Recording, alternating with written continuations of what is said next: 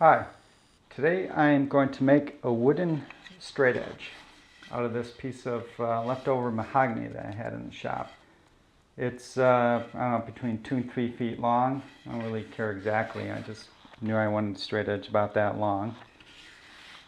And I've already jointed all the surfaces, and I've got a straight edge. Project is done. But no. Really, actually, I wanted to make something obviously a bit more attractive than just a piece of wood. But I guess you could highlight the fact that you don't need anything fancy for a straight edge. If you have a means of making one edge of a piece of wood straight. Now I happen to have a joiner that I'm going to be using, and I have used. You can make a 4-foot long straight edge if you need it for something, and just by running it over the joiner you're done. But I want to make something a bit more attractive that I can keep around the shop for a long time, hopefully. And it's always fun to use tools that you've made yourself. Now I do have some commercial straight edges. I have this is one 2-foot long one I bought from Bridge City Toolworks 20 plus years ago. Works great, of course. Of course, it has a tendency not to want to stand up by itself. I have a longer 3-foot long straight edge. This is a Starrett rule for my combination square. So it's not really sold as a straight edge, but of course it is very accurate, being from Starrett. But lately I've kind of wanted to have one that I could, that would stand up by itself. I've looked at the metal ones. You could buy a Starrett, which is, accurate to better than 1/1000th of an inch over 3 feet long and thick like this, and only spend $400 to $500. Now, of course, you could buy cheaper ones, but they're still going to be substantially more expensive than this, which is free. This is just some leftover mahogany that I had in the shop, and depending on how this comes, I might make one out of maple or some other woods I have laying around. Now there are some advantages to a metal straight edge. Of course, it's probably going to be more accurate than my wooden straight edge. But again, I'm a woodworker, and I really don't need that kind of accuracy. And it's not like I'm really using something that's inaccurate. It's just not going to be as accurate as a commercial steel straight edge. The straight edge is probably not going to change its accuracy over time, versus the wooden one potentially could. Now, the wooden one, besides being more attractive in my mind than a steel one, since I'm a woodworker, I guess if I was a machinist, this would be more attractive. But a wooden one can be repaired. If this does lose its accuracy over time, which I'm really not thinking it's going to, but of course it's pretty easy to check its flatness, and if it's not flat, I run it over the joiner, and it's a brand new straight edge.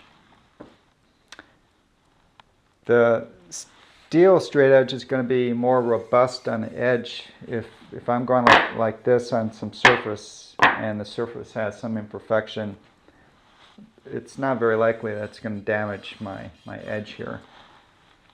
But with my wood straight edge, there is more possibility to damage the edge. But again, I can just run it over the joiner, and it's brand new. All right, I'm going to, let's see, for my straight edge, again, I want to snazz it up a little bit. I'm going to route some finger recesses up in this area where I would be grabbing it. I'm going to cut cut the corners like so, just to kind of give it a more pleasing shape. I'll be beveling all the top side edges, and then I'm going to finish it with a couple of coats of paste wax. Now to do some of the machine setup, and since I'm kind of winging this, I don't know exactly the dimensions I'm going to be going with. I'm going to use this piece of scrap. That's a piece of scrap mahogany. So this is a rougher piece of scrap pine. It's got some holes already drilled in it. But I'm going to use this for the machine setup. I'll test out my finger recess setup on this piece. I'm also going to set up my bandsaw when I cut the corners off here. And for the finger recesses, I'm going to try using this 3/4 inch roundover bit. And I'm not sure how deep I need to route this to get the pleasing tactile feel that I'm after. Also how wide I'm going to make it. So I'll do all that on this scrap piece of pine, and then when I get it set up, then I'll do it on my mahogany. Okay, so the first step is to set up my router for the finger grip. I've routed the finger recess on my test piece here. I had established the center line, and I marked where for the length that I wanted to be. And based on that, I just put some tape for my router base as visual stops. And set the depth of the cut to 1/8 of an inch. That was just an educated guess, and turned out good. It's just enough to feel good holding it. And since the depth wasn't, it was only 1/8 of an inch, I fell short of my marks for the length by about 1/8 of an inch. But with this information in hand, now I can just measure from the center line to my existing tape, add 1/8 of an inch, and that gives me the dimension for my cut. And with that, I took my mahogany, located the center, positioned the tape based on these measurements here, and put the tape on the back side.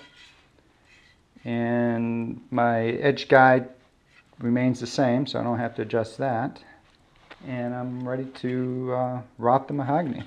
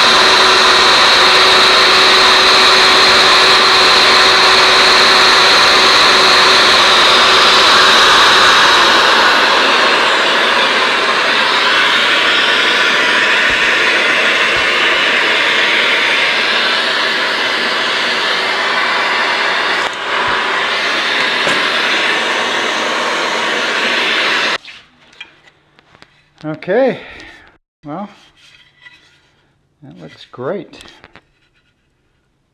Get rid of this tape. Using the tape, I didn't have to put any pencil on the mahogany. I'm going to sand this anyway, but if I don't need to put it there, why not? Why? That's great. Feels nice. Okay, the next step is going to be to locate where I'm going to make this cut. I'm going to be cutting off a piece like that. So I'll just, once again, I'm going to kind of eyeball this and do a test cut on the bandsaw. I've bandsawed the two corners off my test piece, and I decided to try with a 1-inch dimension on the corners here, and I like the proportions. So I'm going to go with this same dimensions on my mahogany piece. I did not use any kind of a sled to cut these off. I just made my marks, drew a line between them, and then hand guided it to a little bit shy of the line, and then took my hand plane, smoothed it off, and works great. If I were doing some joinery, something demanded more accuracy, then I would have used a sled here, or more likely I would have done this operation on my table saw. But for something like this, where all I'm doing is establishing some visual interest, it doesn't matter whether this side is a 32nd of an inch off different than this side. You're never going to see it. It's just for visual interest that I'm doing this. I'm going to grab the mahogany piece. I'll cut this off, and then I'll show you how I hand plane it.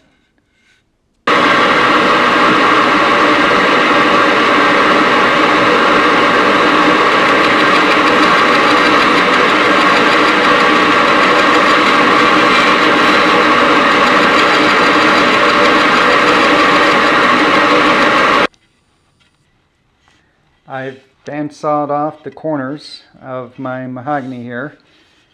And of course, this is rough from the bandsaw, and I'm going to clean it up with my hand plane.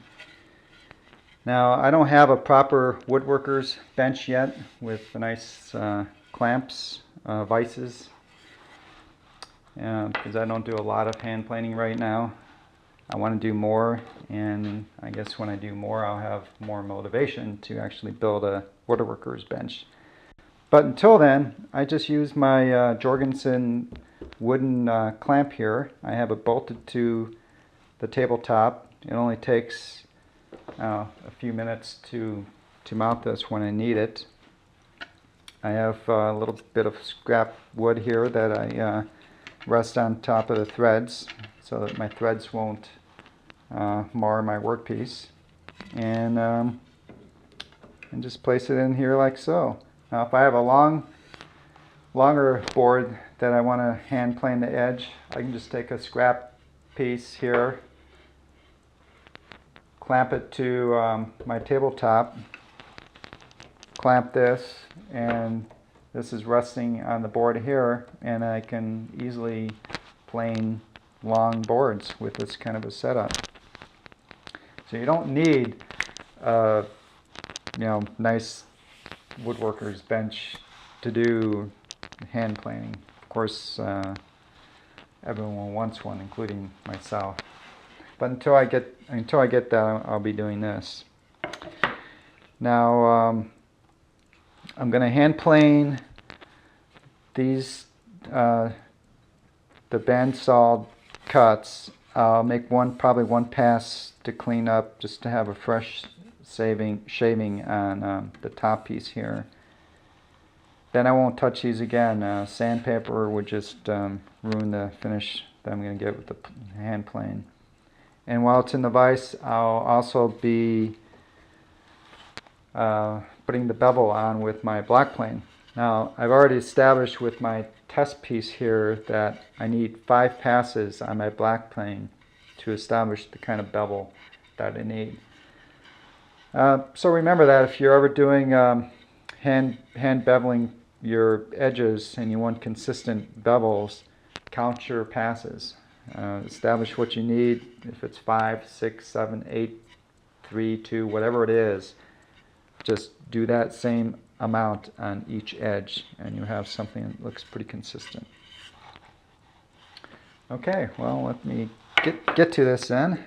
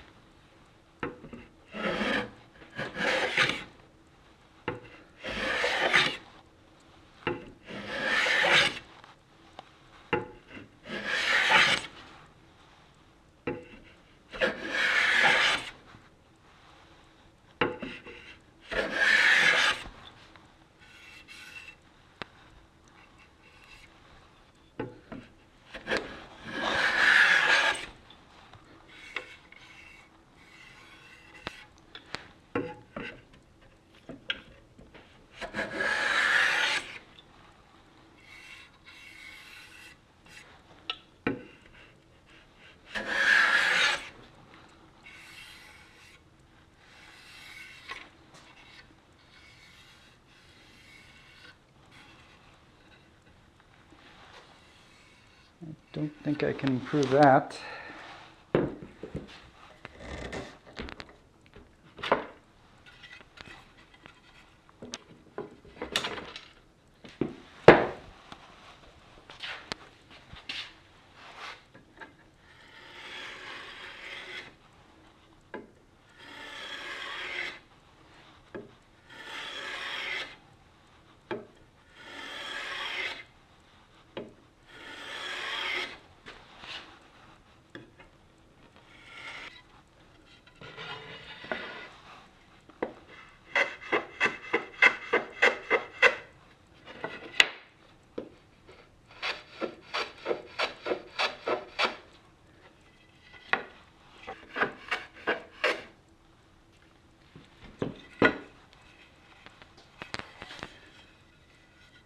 And that's that.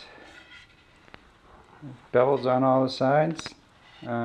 This, I didn't need to do anything in the ends because my my table saw cut those very cleanly. So getting close to being done now. The last machining operation that I need to do is I'm going to drill a hole on both sides here so that I can hang it on the wall.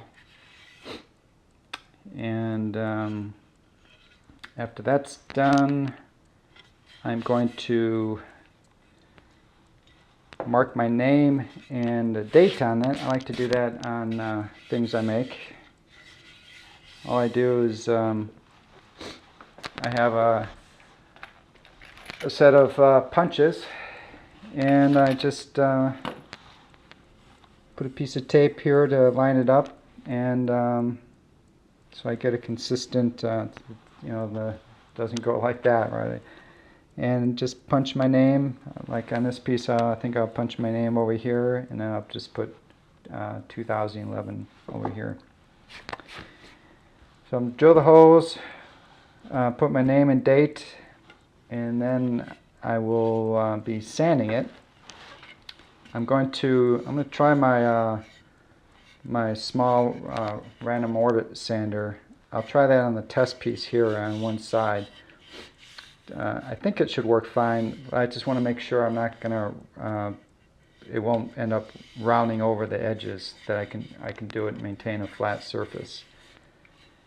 If that works good, then I'll do that with the mahogany.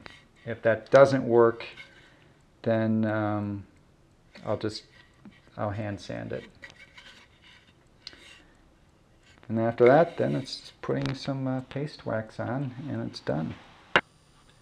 Well, the power sanding didn't work too well.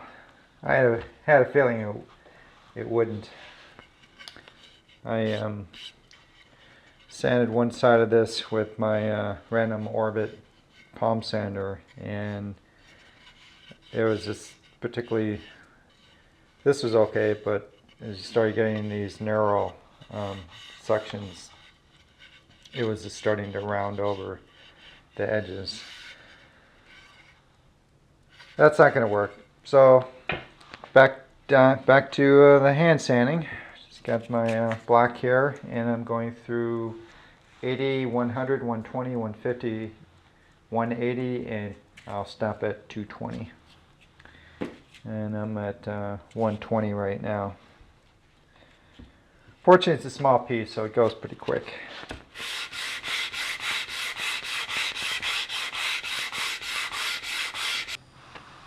Well, here it is. It's complete. I'm just going to put the second coat of wax on here, but just with one coat, looks beautiful. Wax is really actually it's a pretty nice finish. It's sometimes you forget how beautiful a piece of a project can look with just plain wax. And I think that's probably a good solution for a lot of projects that don't take any kind of wear. Don't need anything more than some wax. I guess that was, I think, Krenov, James Krenov. That was one of his favorite finishes, was just wax for his cabinets. Of course, I don't think his cabinets took much abuse.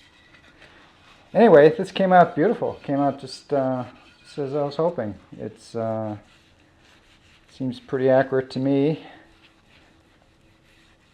Maybe if I'm setting up some machinery, I might fall back to using my steel one. I don't know, but certainly for measuring flatness for projects that I might be working on, this will work out great. I drilled the two holes. These are, I think, 3/8 inch holes, so I can hang them up on my pegboard. This handle came out, finger grip came out great. I like the look of this, and I'm sure you can't see it, but I stenciled my name here with the date. So I'll take a close-up picture here and add it to the video. So second coat of wax, just apply it liberally, let it set up for a bit, and then buff it out. And I think I'm done with this. It was a fun little project. Yeah, just creating this video and setting up for it, so forth, that added to the project time. But if I were just to do this from scratch, I don't know, maybe a couple hours of leisure work. Seems like something kind of nice to do when you don't feel like working on a large project. You just want to spend a little time in the shop. Create a straight edge, or some other similar tool. It's really neat to make something, to make a tool that you can use in the future. I can see I can see the appeal of making hand planes.